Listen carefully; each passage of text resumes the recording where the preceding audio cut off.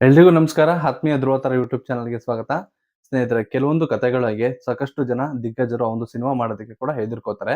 ಅಥವಾ ಆ ವಿಷಯ ನಮಗೆ ಯಾಕೆ ಬೇಕು ಅಂತ ನಿಲ್ಲಿಸ್ತಾರೆ. ಆ ಥರ ಒಂದು ವಿಷಯ, ಆ ಥರ ಒಂದು ಸಿನಿಮಾ 1983ರಲ್ಲಿ ನಡೆಯುತ್ತೆ. ಆ ಸಿನಿಮಾದ ಹೆಸರು ಚಕ್ರವ್ಯೂಹ ಅಂತ ಅಂದ್ಬಿಟ್ಟು. ಈ ಸಿನಿಮಾದ ಕಥೆ ಬರೆದಿದ್ದು ಎಂ.ಡಿ. ಶ್ರೀಧರ್ ಅಂತ ಅಂದ್ಬಿಟ್ಟು. ಅವರು ಈ ಸಿನಿಮಾನ ತಗೊಂಡು ಮೊದಲಿಗೆ ಅಣ್ಣವ್ರ ಬಳಿಗೆ ಹೋಗ್ತಾರೆ. ಅಂದ್ರೆ ಅಣ್ಣವ್ರಿಗೆ ಈ ಸಿನಿಮಾನ ಮಾಡಬೇಕು ಅಂತ ಅಂದ್ಬಿಟ್ಟು. ಆಗ ಅಣ್ಣವ್ರು ಈ ಸಿನಿಮಾ ನನಗೆ ಸರಿ ಹೊಂದೋದಿಲ್ಲ. ಯಾಕೆಂತಂದ್ರೆ ಈ ಸಿನಿಮಾದಲ್ಲಿ ಸಾಕಷ್ಟು ರಾಜಕೀಯವಾಗಿದೆ. ಮತ್ತೆ ಇದರಲ್ಲಿ ನಾಯಕ ಬಂದು ಮುಖ್ಯಮಂತ್ರಿ ಆಗ್ತಾನೆ. ನಂತರ ಎಲ್ಲರನ್ನೂ ಕೂಡ ಕೊಲೆ ಮಾಡ್ತಾನೆ. ಈ ತರ ಒಂದು ಸಂದೇಶ ನನಗೆ ಬೇಡ ಅಂತ ಕೂಡ ಅಣ್ಣವ್ರು ರಿಜೆಕ್ಟ್ ಮಾಡಿರ್ತಾರೆ. ಅಣ್ಣವ್ರು ಸಿನಿಮಾನ ರಿಜೆಕ್ಟ್ ಮಾಡೋದಕ್ಕೆ ಪ್ರಮುಖ ಕಾರಣ ಏನು ಅಂತಂದ್ರೆ, ಈ ಸಿನಿಮಾದಲ್ಲಿ ಅಣ್ಣವ್ರು ಮುಖ್ಯಮಂತ್ರಿ ಆಗೋದು. ಅಣ್ಣವ್ರಿಗೆ ಯಾವುದೇ ಕಾರಣಕ್ಕೂ ಕೂಡ ಈ ರಾಜಕೀಯ ಅನ್ನೋದು ಇಷ್ಟ ಆಗ್ಲಿಲ್ಲ. ಯಾಕೆಂತಂದ್ರೆ ರಾಜಕೀಯದಲ್ಲಿ ಅಣ್ಣವ್ರಿಗೆ ತುಂಬಾ ಜನ ಸ್ನೇಹಿತರಿದ್ರು. ಇನ್ನೊಂದೇನು ಅಂತಂದ್ರೆ ಅಣ್ಣವ್ರಿಗೂ ರಾಜಕೀಯಕ್ಕೂ ತುಂಬಾ ದೂರ ಯಾವತ್ತೂ ಕೂಡ. ಅಣ್ಣವ್ರು ಯಾವತ್ತೂ ಸಹ ರಾಜಕೀಯನ ಅಥವಾ ಮುಖ್ಯಮಂತ್ರಿ ಹುದ್ದೆನ ಆಸೆ ಪಟ್ಟವರಲ್ಲ. ಆಸೆ ಪಟ್ಟಿದ್ರೆ ಅವ್ರು ಯಾವತ್ತೋ ಕೂಡ ಆಗ್ತಿದ್ರು.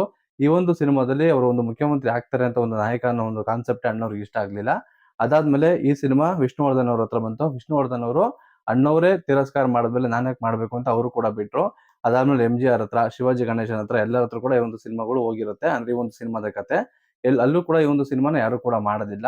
ಆಮೇಲೆ ಈ ಸಿನಿಮಾನ ಉದಯ್ ಶಂಕರ್ ಏನಿದ್ರು ಅವ್ರು ಬಂದು ರವಿಚಂದ್ರನ್ ಅವ್ರಿಗೆ ಹೇಳ್ತಾರಂತೆ, "ಈ ಒಂದು ಸಿನಿಮಾದ ಕತೆ ಕೇಳು ಚೆನ್ನಾಗಿದೆ. ನೀನ್ ಮಾಡು ಈ ಸಿನಿಮಾನ ನಿರ್ಮಾಣ" ಅಂತ ಹೇಳ್ತಾರೆ. ಆಗ ರವಿಚಂದ್ರನ್ ಅವರು ಆ ಒಂದು ಕಥೆನ ತರಿಸ್ಕೊಂಡು ಕೇಳ್ತಾರೆ. ಕಥೆನ ಕೇಳಿದ ತಕ್ಷಣ ರವಿಚಂದ್ರನ್ ಅವ್ರಿಗೆ ಸಿಕ್ಕಾಪಟ್ಟೆ ಇಷ್ಟ ಆಗುತ್ತೆ. ಇಲ್ಲ, ಈ ಒಂದು ಸಿನಿಮಾನ ನಾನು ಮಾಡೇ ಮಾಡ್ತೀನಿ ಅಂತ ಪಣ ತೊಡ್ತಾರೆ. ಮೊದಲಿಗೆ ಅವರ ತಂದೆಗೆ ಕಥೆ ಹೇಳ್ಬೇಕಾದ್ರೆ ಅವ್ರ ತಂದೆ ಇದನ್ನ ಸಿನಿಮಾನ ಮಾಡೋದ್ ಬೇಡ ಅಂತ ಹೇಳ್ತಾರಂತೆ. ಏಕೆಂತಂದ್ರೆ ಎಲ್ಲಾ ನಟರು ದಿಗ್ಗಜರೆಲ್ಲ ಕೂಡ ಈ ಸಿನಿಮಾನ ಮಾಡಲ್ಲ ಅಂತ ಹೇಳಿದ್ದಾರೆ. ಆಮೇಲೆ ನಾವ್ಯಾಕೆ ಮಾಡ್ಬೇಕು? ಸಿನಿಮಾ ಏನಾದ್ರು ಸೋತ್ರೆ ಸಿಕ್ಕಾಪಟ್ಟೆ ನಷ್ಟ ಆಗುತ್ತೆ. ಈಗಾಗಲೇ ಈಶ್ವರ್ಯ ಸಂಸ್ಥೆ ಸಾಕಷ್ಟು ಸಿನಿಮಾಗಳ ಸೋಲಿನ ಮೂಲಕ ನಷ್ಟ ಅನುಭವಿಸಿದೆ. ಈ ಒಂದು ಸಿನಿಮಾ ಸೋತ್ರೆ ನಾವು ಸಿಕ್ಕಾಪಟ್ಟೆ ಮತ್ತೆ ಕಷ್ಟಕ್ಕೆ ಸಿಕ್ಕಾಕೋಬೇಕಾಗುತ್ತೆ. ಬೇಡ ಮಾಡೋದು ಅಂತ ಕೂಡ ಹೇಳಿರ್ತಾರೆ. ಆದ್ರೆ ರವಿಚಂದ್ರನ್ ಅವರು ಸಿಕ್ಕಾಪಟ್ಟೆ ಹಠ ಮಾಡಿ ನಾನು ಈ ಸಿನಿಮಾ ಮಾಡ್ಲೇಬೇಕು ಅಂತ ಹೇಳ್ತಾರೆ. ಆಗ ಸರಿ, ಮಗನ ಆಸೆ ಈಡೇರಿಸಬೇಕು ಅಂತ ಅಂದ್ಬಿಟ್ಟು ವೀರಸ್ವಾಮಿ ಕೂಡ ಒಪ್ಕೋತಾರೆ. ಈ ತರ ಶುರುವಾಗಿದಂತ ಸಿನಿಮಾನೇ ಚಕ್ರವ್ಯೂಹ ಸಿನಿಮಾ. ಚಕ್ರವ್ಯೂಹ ಸಿನಿಮಾ 1983ರಲ್ಲಿ ತೆರೆ ಕಾಣುತ್ತೆ. ರಿಲೀಸ್ ಆಗಿ ಆ ಸಿನಿಮಾ ಯಾವ ಮಟ್ಟಿಗೆ ಯಶಸ್ವಿ ಆಗುತ್ತೆ ಅಂತಂದ್ರೆ, ಈ ಸಿನಿಮಾ ಹಿಂದಿಲ್ ಕೂಡ ರೀಮೇಕ್ ಆಗುತ್ತೆ. ಅಮಿತಾಬ್ ಬಚ್ಚನ್ ಅವರು ಅಭಿನಯ ಮಾಡ್ತಾರೆ. ಮತ್ತು ಈ ಸಿನಿಮಾ ತೆಲುಗಲ್ಲೂ ಕೂಡ ರೀಮೇಕ್ ಆಗಿ ಅಲ್ಲೂ ಕೂಡ ಈ ಸಿನಿಮಾ ದೊಡ್ಡ ಮಟ್ಟದಲ್ಲಿ ಯಶಸ್ವಿ ಆಗುತ್ತೆ. ಈ ಸಿನಿಮಾ ಅಂಬರೀಷ್ ಅವರಿಗೆ ಸಿಕ್ಕಾಪಟ್ಟೆ ಚೆನ್ನಾಗಿ ಸೂಟ್ ಆಗುತ್ತೆ. ಯಾಕೆಂತಂದ್ರೆ ಅವರು ಮೊದಲಿಗೆ ಒಂದು ಪೊಲೀಸ್ ಇನ್ಸ್ಪೆಕ್ಟರ್ ಪಾತ್ರ ಮಾಡ್ತಾರೆ ಸಿನಿಮಾದಲ್ಲಿ. ಅದಾದ್ಮೇಲೆ ಅವರು ರಾಜಕೀಯ ಪ್ರವೇಶ ಮಾಡಿ ಮುಖ್ಯಮಂತ್ರಿ ಆಗ್ತಾರೆ. ಹಾಗಾಗಿ ಈ ಸಿನಿಮಾ ಅಂಬರೀಷ್ ಅವರಿಗೆ ಪರ್ಫೆಕ್ಟ್ ಆಗಿ ಸೂಟ್ ಆಗುತ್ತೆ. ಅಂಬಿಕಾ ಅವರು ಈ ಸಿನಿಮಾದ ನಾಯಕಿಯಾಗಿ ಅಭಿನಯ ಮಾಡಿದ್ದಾರೆ. ಈ ಸಿನಿಮಾದಲ್ಲಿ ಮುಖ್ಯವಾಗಿ ಹೇಳ್ಬೇಕು ಅಂತಂದ್ರೆ ಅಂಬರೀಷ್ ಅವರಿಗೆ ಏನ್ ಪಾತ್ರ ಇದೆಯೋ ಅದಕ್ಕಿಂತ ಸ್ವಲ್ಪ ಜಾಸ್ತಿ ಪಾತ್ರ ಮುಖ್ಯಮಂತ್ರಿ ಚಂದ್ರು ಅವ್ರಿಗಿದೆ.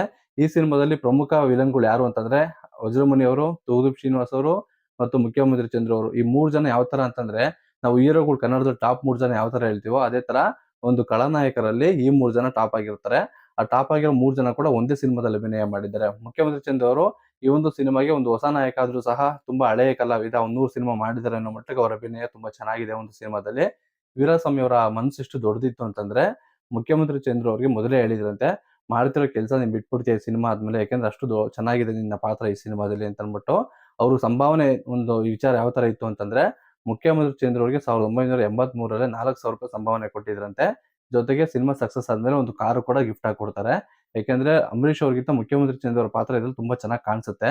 ಈ ಸಿನಿಮಾದ ಕಥೆ ಕೂಡ ಅಷ್ಟೇ ತುಂಬಾ ಚೆನ್ನಾಗಿತ್ತು. ರಾಜಕೀಯವಾಗಿ ಯಾವ ತರ ಅಂತಂದ್ರೆ, ಏನು ಎಜುಕೇಶನ್ ಗೊತ್ತಿಲ್ದೇ ಇರೋನು ವಿದ್ಯಾಮಂತ್ರಿ ಆಗ್ತಾನೆ. ಮತ್ತೆ ಕಳ್ಬಟ್ಟಿ ಸಾರಾಯಿ ಮಾರ್ತಿದ್ದವನು ಅಬಕಾರಿ ಮಂತ್ರಿ ಆಗ್ತಾನೆ. ಈ ತರ ಒಂದು ಕಾನ್ಸೆಪ್ಟ್ ಎಲ್ಲ ಇಟ್ಕೊಂಡು ಸಿನಿಮಾ ಮಾಡಿರ್ತಾರೆ. ಹಾಗಾಗಿ ಸಾಕಷ್ಟು ಜನ ದಿಗ್ಗಜರು ಸಿನಿಮಾನ ತಿರಸ್ಕಾರ ಮಾಡ್ತಾರೆ. ಯಾಕೆಂದ್ರೆ ಸಿನಿಮಾದಲ್ಲಿ ರಾಜಕೀಯ ನಾಯಕರಿಗೆ ಬೈಯೋ ತರ ಇದೆ. ಸಿನಿಮಾ ಮೇಲೆ ಏನಾದ್ರು ವಿವಾದ ಆಗಿ ಸಿನಿಮಾ ಸ್ಟಾಪ್ ಆಗ್ಬೋದು. ಈ ತರದೆಲ್ಲ ಅನ್ಕೊಂಡ್ ಮಾಡಿದ್ರೆ ರವಿಚಂದ್ರನ್ ಅವರು ಅದನ್ನೆಲ್ಲ ಸೈಡ್‌ಗೆ ಇಟ್ಟು ಸಿನಿಮಾ ಮಾಡಿದ್ರು. ಯಾಕೆಂದ್ರೆ ರವಿಚಂದ್ರನ್ ಅವರು ಇನ್ನೂ ಸಿಕ್ಕಾಪಟ್ಟೆ ಹಿಂಗಾಗಿದ್ರು. ಏನೇ ಇದ್ರು ನಾವು ಫೇಸ್ ಮಾಡ್ತೀವಿ ಅನ್ನೋ ತರ ಹುಮ್ಮಸ್ಸಿತ್ತು. ಮತ್ತೆ ರವಿಚಂದ್ರನ್ ಅವರು ಅಂತಂದ್ರೆ ಯಾವ ತರ ಅಂತಂದ್ರೆ ಅವ್ರ ಸಿನಿಮಾನೇ ಉಸಿರು. ಅವ್ರ ಜೀವನನೇ ಸಿನಿಮಾ. ಯಾಕೆಂತಂದ್ರೆ ಅವ್ರು ಯಾವತ್ತೂ ಕೂಡ ಸಿನಿಮಾಗೆ ನಾನು ಎಷ್ಟು ಹಾಕಿದ್ದೀನಿ ಅಂತ ಹೇಳಿದಾರೆ ಹೊರತು, ನಾನು ಸಿನಿಮಾಯಿಂದ ಕಳ್ಕೊಂಡೆ ಅಂತ ಏನು ಹೇಳಲ್ಲ. ಮತ್ತೆ ಸಿನಿಮಾ ಮಾಡ್ತೀನಿ, ಮಾಡ್ತೀನಿ ಅಂತಾನೆ ಹೇಳ್ತಿದ್ದಾರೆ. ಅವರ ಮಂಜಿನಾನಿ ಸಿನಿಮಾನು ಅಷ್ಟೇ ಹತ್ತತ್ರ 12-15 ಕೋಟಿ ಹಾಕಿ ಸಿನಿಮಾ ಚೆನ್ನಾಗಿ ಬಂದಿಲ್ಲ ಅನ್ನೋ ಒಂದೇ ಕಾರಣಕ್ಕೋಸ್ಕರ ಇಡೀ ರೀಲ್‌ನ ಸುಟ್ಟಾಕಿದ್ರಂತೆ. ಆ ಸಿನಿಮಾ ಇನ್ನೂ ಕೂಡ ಅವ್ರು ಮಾಡಿಲ್ಲ. ಸಿನಿಮಾ ಬಗ್ಗೆ ಅಷ್ಟು ಒಲವು ಇಟ್ಕೊಂಡಿರುವಂತ ವ್ಯಕ್ತಿ ಅಂತಂದ್ರೆ ಅದು ರವಿಚಂದ್ರನ್ ಅವರು ಮಾತ್ರ. ಈ ಒಂದು ಸಿನಿಮಾದಲ್ಲಿ ರವಿಚಂದ್ರನ್ ಅವರು ಕೂಡ ಒಂದು ಅದ್ಭುತವಾಗಿರೋ ಪಾತ್ರ ಮಾಡಿದ್ದಾರೆ. ಒಂದು ವಿಶೇಷ ಪಾತ್ರದಲ್ಲಿ ಪ್ರಭಾಕರ್ ಕೂಡ ಕಾಣಿಸ್ಕೊತಾರೆ. ರವಿಚಂದ್ರನ್ ಅವರು ಕೊಯ್ಯ ಕೊಯ್ಯ ಅಂತ ಒಂದು ಪಾತ್ರ ಬಂತು. ಆ ಒಂದು ಪಾತ್ರದ ಮೂಲಕ ದೊಡ್ಡ ಮಟ್ಟದಲ್ಲಿ ಹೆಸರು ಮಾಡಿದ್ರು ಅವರು. ಅದಾದ್ಮೇಲೆ ಅವರು ಈ ಒಂದು ಸಿನಿಮಾದಿಂದ ಬಂದಂತ ಹಣನೇ ತಗೊಂಡೋಗಿ ಶಾಂತಿಕ್ರಾಂತಿ, ಪ್ರೇಮಲೋಕ, ರಣಧೀರ ಈ ಒಂದು ಸಿನಿಮಾಗಳೆಲ್ಲ ಮಾಡೋದಕ್ಕೆ ಒಂದು ಅಡಿಪಾಯನೇ ಚಕ್ರವ್ಯೂಹ ಸಿನಿಮಾ ಅಂತ ಕೂಡ ಅವರು ಸಹ ಎಷ್ಟೋ ಇಂಟರ್ವ್ಯೂಗಳು ಕೂಡ ಹೇಳ್ಕೊಂಡಿದ್ದಾರೆ. ಈ ಸಿನಿಮಾದ ಬಜೆಟ್ ಎಷ್ಟಾಗಿತ್ತು ಅಂತಂದ್ರೆ 1983ರಲ್ಲಿ ₹50,00,000 ಕೂಡ ಖರ್ಚು ಮಾಡಿರ್ತಾರೆ ಈ ಒಂದು ಸಿನಿಮಾಗೆ. ಹತ್ತತ್ರ ₹40,000-50,00,000 ಕೂಡ ಖರ್ಚಾಗಿದೆ ಅಂತ ಕೂಡ ಹೇಳಿದ್ದಾರೆ ಕೆಲವೊಂದ್ ಕಡೆ. ಆಗ ಈ ಒಂದು 83ರಲ್ಲಿ ಈ ಒಂದು ಅಮೌಂಟ್ ದೊಡ್ಡ ಅಮೌಂಟ್. ಯಾಕಂದ್ರೆ ಸಿನಿಮಾ ನೀವು ನೋಡ್ಬೋದು ತುಂಬಾ ದೊಡ್ಡ ಮಟ್ಟದಲ್ಲಿ ರಿಚ್ ಆಗಿ ಬಂದಿದೆ.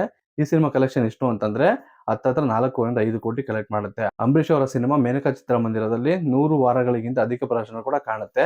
ಅಂಬರೀಷ್ ಅವ್ರ ಸಿನಿಮಾ ಆಗಿನ ಕಾಲದಲ್ಲಿ 1.1 ಕೋಟಿ ರೂಪಾಯಿ ಅಷ್ಟೇ ಕಲೆಕ್ಟ್ ಮಾಡ್ತಿತ್ತು.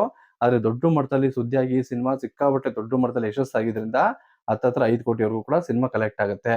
ಏನ್ ಈಶ್ವರಿ ಸಂಸ್ಥೆ ಲಾಸ್ ಅಲ್ಲಿ ಇತ್ತು, ಎಷ್ಟೋ ಸಿನಿಮಾಗಳು ಸೋತಿತ್ತು, ಆ ಸಿನಿಮಾಗಳ ಸೋಲು ಏನಿತ್ತು ಆ ಸಿನಿಮಾಗಳನ್ನೆಲ್ಲ ಈ ಒಂದು ಸಿನಿಮಾ ಗೆದ್ದು ಎಲ್ಲ ಸಾಲಗಳನ್ನ ತೀರಿಸುತ್ತೆ ಮತ್ತು ದೊಡ್ಡ ದೊಡ್ಡ ಸಿನಿಮಾಗಳನ್ನ ಮಾಡೋದು ಕೂಡ ಅಡಿಪಾಯ ಹಾಕೊಡುತ್ತೆ. ಆ ತರ ಒಂದು ದೊಡ್ಡ ಯಶಸ್ಸು ಕಂಡಿದ್ದು ಚಕ್ರವ್ಯೂಹ ಸಿನಿಮಾ. ಚಕ್ರವ್ಯೂಹ ಸಿನಿಮಾಗೆ ಸಂಗೀತ ಕೊಟ್ಟಿದ್ದು ಶಂಕರ್ ಗಣೇಶ್ ಅಂತ ಅಂದ್ಬಿಟ್ಟು ಒಂದಕ್ಕಿಂತ ಒಂದು ಅದ್ಭುತವಾಗಿರೋ ಹಾಡುಗಳನ್ನ ಕೊಟ್ಟಿದ್ರು. ಈ ಸಿನಿಮಾದಲ್ಲಿ ಚಳಿ ಚಳಿ ಸಾಂಗ್ ಏನಿತ್ತು ಆ ಸಾಂಗು ದೊಡ್ಡ ಮಟ್ಟದಲ್ಲಿ ಯಶಸ್ಸು ಕೂಡ ಆಗುತ್ತೆ. ಆ ಒಂದು ಸಾಂಗ್ ಇಂದ ಸಾಕಷ್ಟು ಕ್ಯಾಸೆಟ್ಗಳು ದೊಡ್ಡ ಮಟ್ಟದಲ್ಲಿ ಸೇಲ್ ಆಗುತ್ತೆ. ಈ ಒಂದು ಸಾಂಗ್ ನ ಕೊರಿಯೋಗ್ರಾಫರ್ ಮಾಡಿದ್ರು ರವಿಚಂದ್ರನ್ ಅಂತೆ. ನಿರ್ದೇಶಕರು ವಿ ಸೋಮಶೇಖರ್ ಹೇಳ್ತಿದ್ರಂತೆ ಈ ಸಾಂಗು ಇದೇ ತರ ಬರ್ಬೇಕು, ಈ ಸಾಂಗ್ ನ ಇಲ್ಲೇ ಆಡ್ ಮಾಡ್ಬೇಕು ಅಂತ ಅಂದ್ಬಿಟ್ಟು ಕ್ಲೈಮ್ಯಾಕ್ಸ್ ನ ಕೂಡ ರವಿಚಂದ್ರನ್ ಅವ್ರು ಕೊಟ್ಟಂತ ಐಡಿಯಾ ಇಂದಾನೆ ಮಾಡಿದ್ದಂತೆ. ಈ ಬಡವ್ರ ಮನೆಗೆ ಬೆಂಕಿ ಇಟ್ಟು ಮತ್ತೆ ಅದನ್ನ ವಾಪಸ್ ಕಟ್ಕೊಳ್ಳುವಂತದ್ದು, ಮತ್ತೆ ಇನ್ನೊಂದು ಬ್ಲಾಕ್ ಮನಿ ರೋಡಲ್ಲಿ ಒಂದು ಚಂದ ವಸೂಲಿ ಮಾಡಿ ಬ್ಲಾಕ್ ಮನಿನ ವೈಟ್ ಮನಿ ಮಾಡ್ಕೊಳ್ಳುವಂತದ್ದು, ಈ ತರ ಸಾಕಷ್ಟು ವಿಷಯಗಳನ್ನ ಈ ಸಿನಿಮಾದಲ್ಲಿ ಹೇಳಿದ್ದಾರೆ. ಅಂದ್ರೆ ಸಾಕಷ್ಟು ಜನ ನೋಡಿದ ತಕ್ಷಣ ಅನ್ಕೋತಾರೆ ರಾಜಕೀಯ ಹಿಂಗೂ ನಡೆಯುತ್ತೆ ಅಥವಾ ಇದೇ ಸತ್ಯ ಇರ್ಬೋದು ಅಂತ ಅಂದ್ಬಿಟ್ಟು ಈ ತರ ಒಂದು ಕಾರಣಗಳಿಂದಾನೇ ದೊಡ್ಡ ದೊಡ್ಡ ನಾಯಕರುಗಳು ರಿಜೆಕ್ಟ್ ಮಾಡಿದಂತ ಸಿನಿಮಾ ಇದು. ಆದ್ರೆ ಈ ಸಿನಿಮಾ ಅಂಬರೀಷ್ ಅವ್ರಿಗೂ ದೊಡ್ಡ ಮಟ್ಟದಲ್ಲಿ ಹೆಸರು ತಂದ್ಕೊಡುತ್ತೆ. ಹೊಸ ಹೀರೋ ಆಗಿದ್ರು ಸಹ ಅವಾಗ ರವಿಚಂದ್ರನ್ ಅವ್ರಿಗೂ ದೊಡ್ಡ ಹೆಸರು ತಂದ್ಕೊಡುತ್ತೆ. ಸಿನಿಮಾ ಎಲ್ರಿಗೂ ಕೂಡ ತುಂಬಾ ದೊಡ್ಡ ಮಟ್ಟದಲ್ಲಿ ಲಾಭ ಕೂಡ ತಂದ್ಕೊಡುತ್ತೆ ಅಂತ ಹೇಳ್ತಾ ವಿಡಿಯೋನ ಇಲ್ಲೇ ಮುಗಿಸ್ತೀನಿ. ಎಲ್ರಿಗೂ ಧನ್ಯವಾದಗಳು.